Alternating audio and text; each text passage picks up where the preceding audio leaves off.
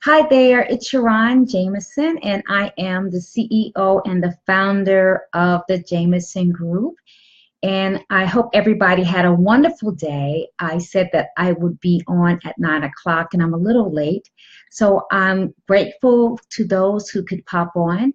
And today I just want to be mindful too that even though we are here, hey Centrell, even though we are here today at this time, I want to be mindful that there are those in Houston that are suffering right now. And of course, so we send our prayers and we send comfort and ask God to touch them and bless them in a mighty way. But today I want to talk about breakups because I got some interesting questions from all of you. I'm so grateful for people who send me good questions. Hey, Jessica, my niece. And so today I want to talk about breakups because I believe, hi, Terry, I believe that breakups are critical times in our lives for us to really do some self-reflection. I think breakups are a time for us to do what I call emotional checkups or spiritual wake-ups. And when we leave relationships and we fail to stop and pause and evaluate what happened, what didn't happen, why the relationship failed, why the relationship was stressful. If we don't pause and take that time to do some evaluation, we keep jumping in bad relationship after relationship after relationship. We keep getting into relationships. And if you notice, people have patterns of and cycles of bad relationships because after a relationship ends, it's not time to jump into a new one. It's time to pause, to reflect, to examine, to pray, to meditate, to really get to know yourself better with hopes of having another relationship in the future that is healthier and that is more fulfilling. So I want to talk about that. And if you have spent some time with me on Facebook or in my workshops, I use acronyms a lot because I like to have good frameworks to talk about issues. So today, one of the questions I always ask my clients is, how do you rate yourself? Are you relationship ready? Are you relationship ready? And so I want to talk about that. I hope you got a pencil and paper or iPad. Showed my age with the pencil and paper, right? Over 50, that's what we do. But if not, I just wanted you to take some notes and also ask some questions. I would try to bounce back and forth to ask you questions. Hey, Michelle. But I'm not so good at going back and forth. So sometimes I forget to look at the comment section. So if I don't, I'll make sure after this, after our Facebook Live, to go back and answer the questions. So the first question is, how do you rate yourself? And I call it, the R stands for the R factor. Hey, Cece, the R factor. Now, what is the R factor? This is a question that I ask my clients. I say, what are you looking for? Were you really looking for a relationship? So I find oftentimes that people are not looking for a relationship. One, people are not looking for a relationship. They're looking for a rescue. Hey, Sonia, some people are looking for a rescue. They're tired. They're feeling overwhelmed. Hey, Kim, I find that sometimes people, they're not in love. They want some relief. Sometimes they're single parents, and so they get into these relationships. They don't love the person at all, but they're looking to be rescued. And I see that so often. And when you need to be rescued, it really says a lot about your self-confidence in your agency. It really lets people know that you don't really think highly of yourself. It says that, hey, Sandy, that you don't think that you are competent. It says that you don't think that you're confident to take care of yourself. And so we got to be careful that when we are trying to think about getting in relationships, we have to ask ourselves, are we looking for a relationship? Or we're just waiting to be rescued? Because some people are not looking for a relationship. They're not in love. They want relief, and they need some help. And that says a lot about the person who's looking to be rescued, but it also says a lot about the rescuer, because it really lets us know that they have some self-esteem issues also. Because if the only way you feel good about yourself and feel validated is if you can rescue someone else, that says a lot. Because really the person we need to really work on is rescuing ourselves. So the first question I ask you is hey, Terry, Ask yourself, are you looking for a relationship? Are you looking for to be rescued? Number two, some people are not looking for a relationship. Hey, Sylvia, they're looking for a raise. Yep, they are looking for a raise. So often I see people being sugar mamas and sugar daddies. They don't love the person. They're looking for a raise. They're looking for a raise in income. They're looking for a raise in their standard of living. They're looking for a raise in their circumstances. And let's be honest, people are looking for raises because they don't feel that they have the capacity to generate their own income and to generate something that makes them heart sing. I see so many, hey Lisa, that they go, hey Tia, they go and they look for sugar mamas and sugar daddies. Now, it happens both ways. I see so often these men who are 70 years old dating this 20-year-olds, you know, they have tons of Viagra because that's the only way you can keep a 20-year-old if you're 70. But I see it the other way around too. I see these 50-year-old women with these 18-year-old men. Now, I'm not saying that love cannot defy age. I'm not saying that. I am saying, hey, Michelle, that some people go into relationships not looking for love. They're looking for a hand up. They're looking for a handout. So the question I ask people, hey, Beverly, when they get upset and they come to therapy, I said, were you really looking for a relationship or were you looking for a raise? Because some people are looking for a raise and we got to be honest. Hey, Rosalind and Gigi, we got to be honest and call a spade a spade. They're not looking for love. They're looking for some money. They're not looking for meaning.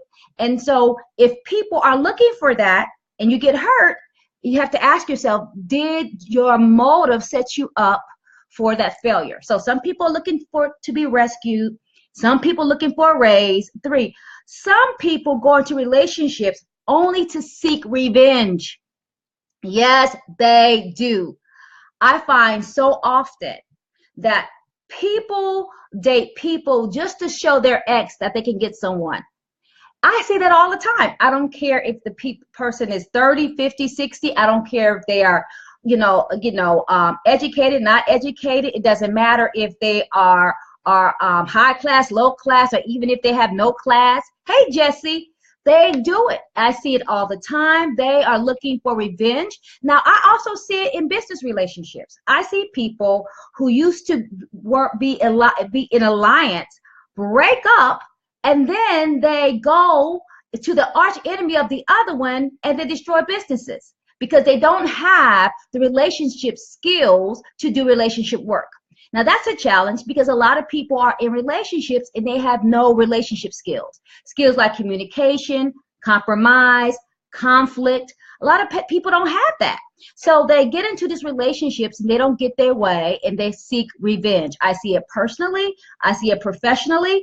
And so we got to be mindful and be careful that we look at people's patterns because people, Dr. Maya Angelou told us, when people show you who they are, trust them. But we think that we can change them because our love is so good. Child, come on.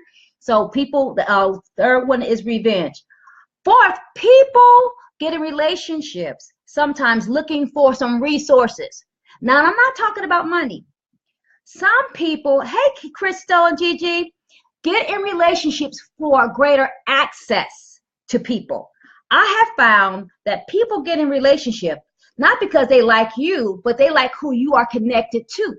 And so they get into relationships with you, but they're really looking over you, trying to connect with who you're connected with. And it happens all the time. Then people come and say, oh, SharRon, they don't love me. You knew they didn't love you. You knew that you were just a bridge over troubled water. You were just a bridge to get what they want. They were using you to get what they need. And so we got to be mindful because we act like we don't know. I love when Iana says, you can't act like what you got to call a thing a thing. And you know that you're being used. You feel it in your heart, but you go and do it anyway. So listen, I know what it feels like. People have tried to use me and I feel it. Now, I'm not going to lie. Sometimes I stay. I got to say it because people on this thing might know me, but you know when you're being used, and we got to be mindful. Hey, Stacy and Amber, to know when you're being used. Sometimes It's not about you. It's who you are connected to.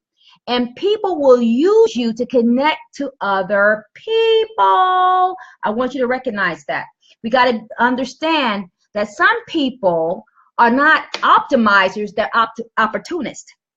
Now, if you're in a business relationship, that happens. You know, you connect with people because there is a sense of mutuality and reciprocity. That's one thing. You connect and you share resources.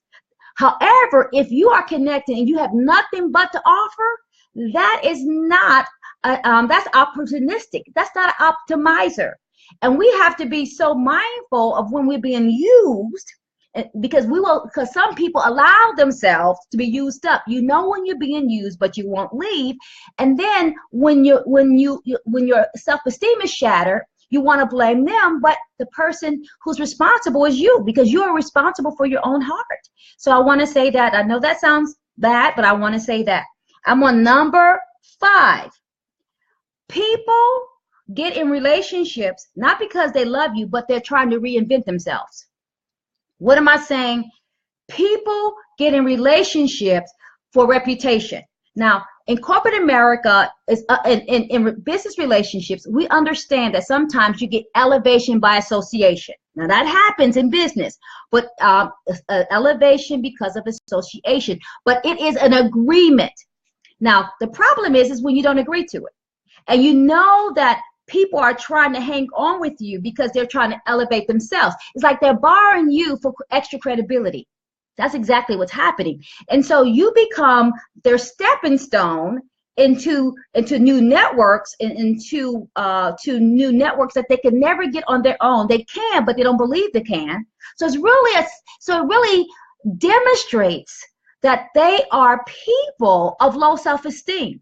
Because anytime you feel like you're not worthy enough and you have to use another human being to help you navigate in the world, that really says a lot about you. So some people only date people. It's not a relationship. They're using you for a stepping stone to reinvent themselves, or they're trying to elevation based on your association. Now, we know that happens, but because people do business through your networks, we got that. But I'm saying when you try to be underhanded with it, when you try to be serpentine and sly, we got to be careful. And that happens all the time. People come to me and they're upset, and I'm thinking, and I ask them, you know you were being used. You know that you were being manipulated, but you didn't leave because some people are needy. And I want to say needy happens across all spectrums, across all income levels. So I just want you to know it doesn't matter how educated or how much money you are. All of us have holes in our hearts that if we don't address, that we will succumb to being needy. So I want to say that. Number 6, some people get in relationships not because they love the person. They're not looking for relationships. They're looking for recreation. They don't want to do any relationship work. They want a good time. They want to have fun. Now, I'm okay about having fun, but relationships are about fun and management. That's why we got to watch who we get married, who we hook up with. It's not about, oh, I love you and kiss you and having sex. It's like, let's manage this income. Marriage, partnerships are a business. That's why you get into relationships with people who can offer help, hope, and healing, not just a hot body. You can get a hot body at Kroger. We're talking about help, hope, and healing. Hey, Dr. Lo and B and Linda, Yolanda.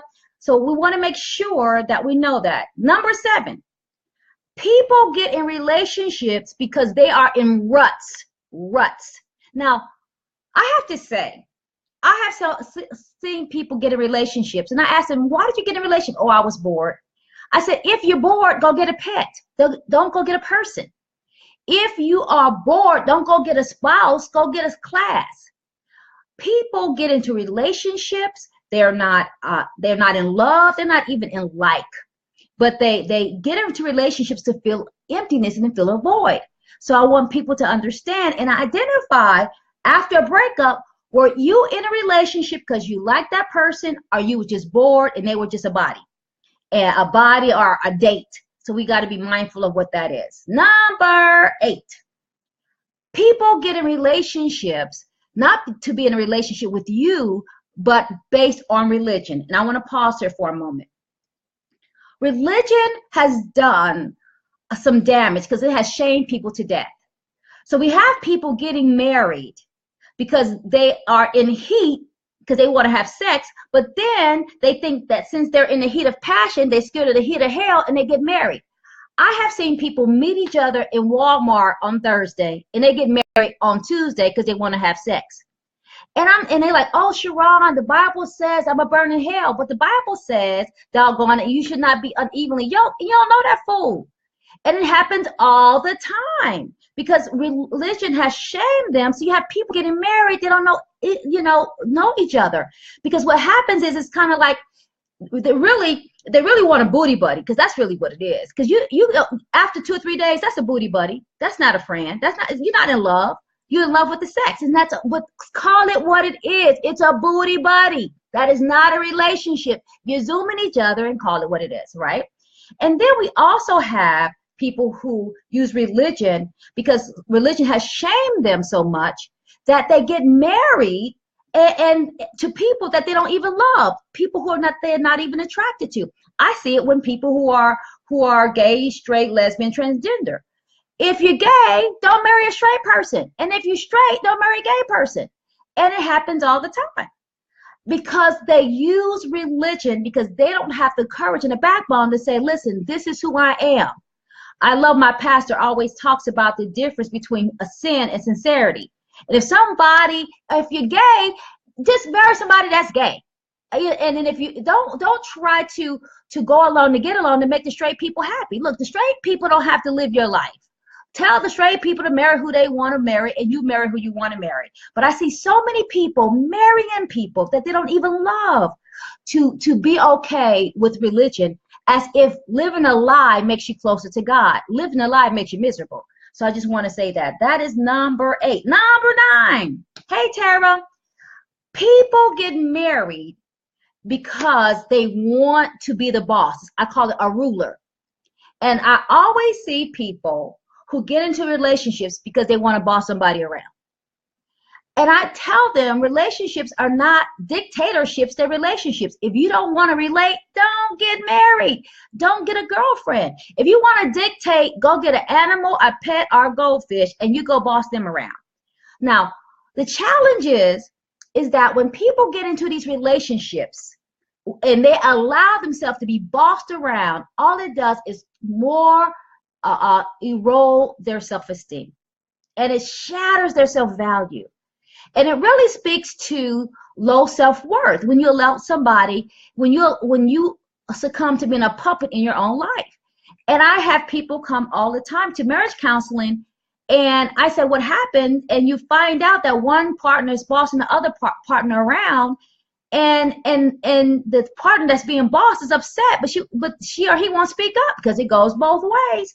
Some people get in the relationships because they want dominion. They don't want a relationship. So we got to know that. 10. Some people get in relationships not because they're in love, but they want somebody to pay the rent. Yep, they don't want a relationship. They want some rent. And so they prostitute themselves for some rent. Now, everybody is prostituting themselves that I talk about, because resources and marrying up and all that type of stuff. So we got to be mindful that some people don't love you, and you know it. You are a wallet. That's it, right? And we got to make sure that we accept that. And when you're by yourself, and it's just you and yourself, be honest. I had to be honest. I remember in my 30s, I was buying people because I didn't feel lovable. So I would date people and I would buy them all this stuff. Now I won't buy you nothing. But back then, I would buy stuff because I felt that I didn't have enough to offer someone, because I was convinced that I was weird. But now I'm weird, but I'm okay with it. But back then, I felt that I didn't have enough to offer. So we got to make sure we're okay with that, and understand that some people are not looking for a relationship. They're looking for some rent, and know the difference. Don't sell your soul for a mortgage. Okay, and that's in love relationships as well as friendships. Number 11, people Some people are not in relationships for love. They're in relationships because they want recovery. What do I mean by that? And if you can share this video if it's speaking to you. If not, I get it. I believe that sometimes people get into relationships because they're recovering from stuff. I'm gonna give you an example. Some people get in relationships because they're recovering from grief, because they're sad, because they missed the loved one and there's an absence in their life, and they're in recovery, and so they get in a relationship. They don't love their person, they're lonely. Some people get in relationships because they're recovering from some tragedy, some disease, something. And so they're, instead of being in that space after recovery, it was so overwhelming and so painful for them that they latch on to people. They don't really love them, but they're just latching on. And that happens. And, excuse me. And so it's so important to when you go through trauma, to kind of step back and see what's going on. If you notice, many times after trauma situations, you see this spark in pregnancies. Why? Because after the trauma is over, everybody's having sex. What they're trying to do is numb themselves. They're trying to feel better. They're trying to offer themselves some emotional relief, and that happens all the time. Number 12. Some people are not looking for relationships. They're looking for reconciliation. This is where when my clients come, is that they have some unfinished business, maybe with their parents, maybe with their loved one. And so since they didn't finish that business, they get into another relationship to kind of work that situation out. That's why you find people sometimes, they're married to John, but they're really in relationship with their ex emotionally named Mike. Or they're married to Susan, but they're really still in a relationship psychologically and emotionally with Evelyn, because they're trying to do this. They're trying to heal, and they don't know how to heal. They don't know what it is, and they don't take the time to really get clear about what's going on in their spirit. They latch on and try to move that through the way. Now that happens with love relationships, but also friendships. Because sometimes we latch on to friendships and the people are not even good friends or a good match, and then they spend so much energy managing the relationship that they don't have any leftover energy to manage their own life. And that should be a clue. I just want to pause here.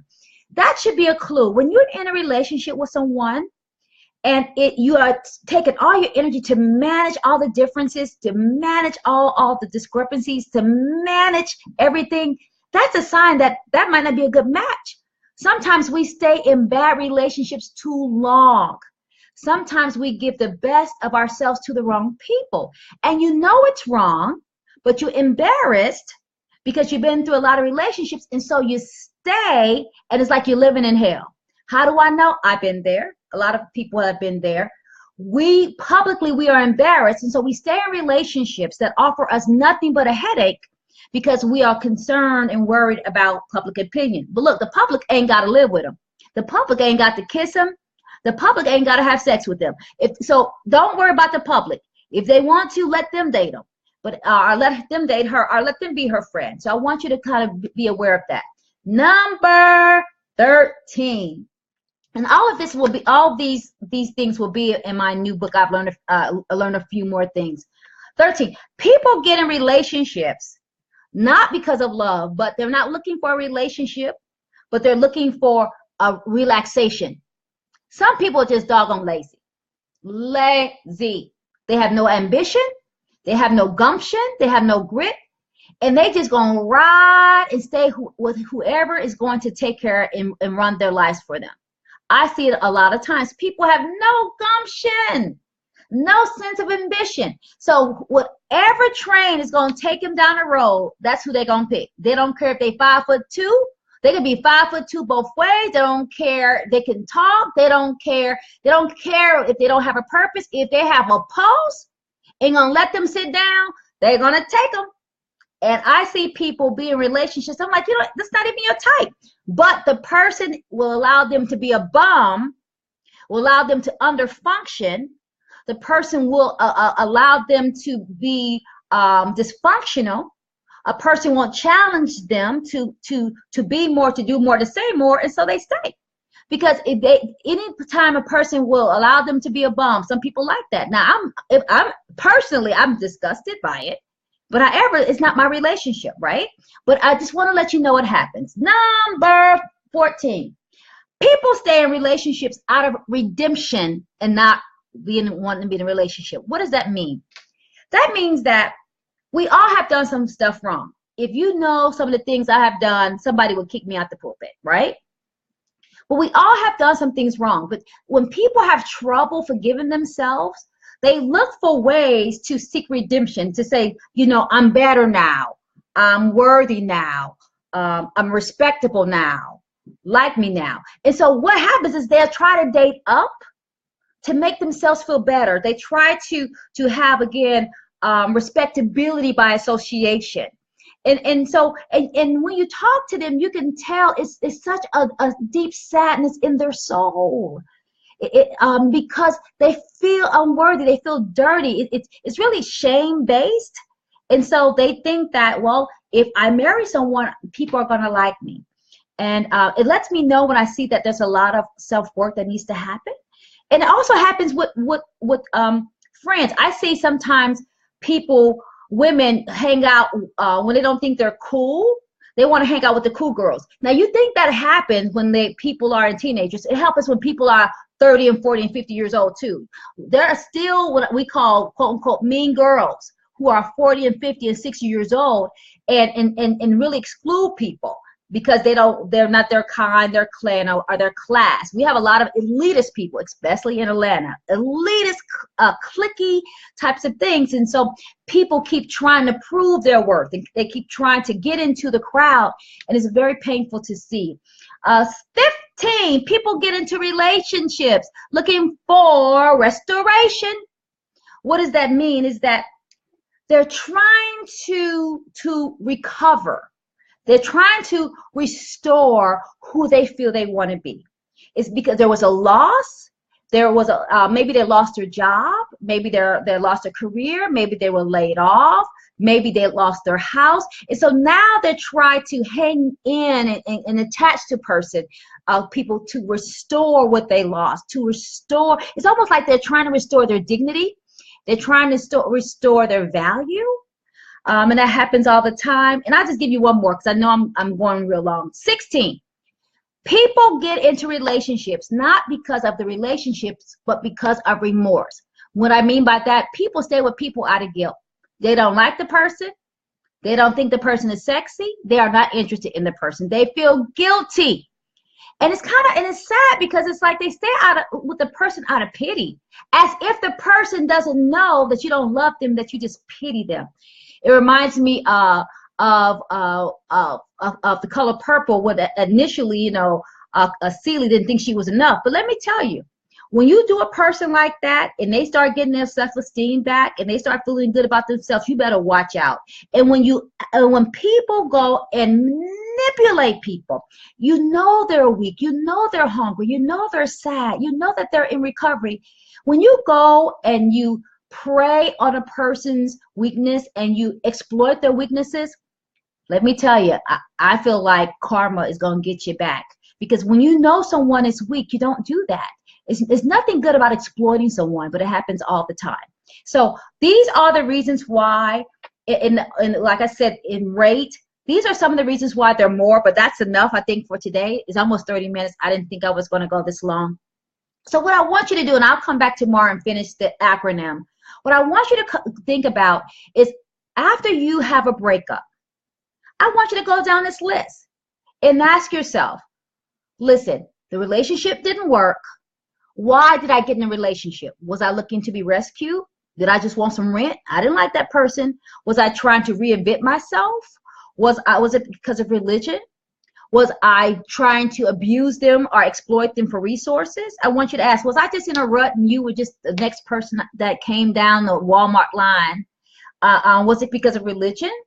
Is it because you're so insecure that you're trying to dominate someone and you want dominion? Are you just looking for someone because you're in recovery, because you're grieving, that you just experienced some trauma and you want some reconciliation or some consolation? Are you looking for a relationship because you're lazy as heck? You don't want to do anything. You ain't trying to do anything. You don't have a goal. You don't have a dream. Nothing. Are you trying to redeem yourself? What is it? Spend some time. Now, the truth is, this is when we have to really be honest with ourselves. Because many times, if we think about it, we can really think about three things that we are. I can look at this list and say, I've been in relationships because I wanted to be rescued, because I was in a rut because of religion. And I also been in relationships because I want to be a ruler, because I'm bossy sometimes. And people leave me, and they should, because I was bossy, right? So we all have been in these situations. And anytime we are operating out of these, I gave you 16, it lets us know that we have to work on ourselves.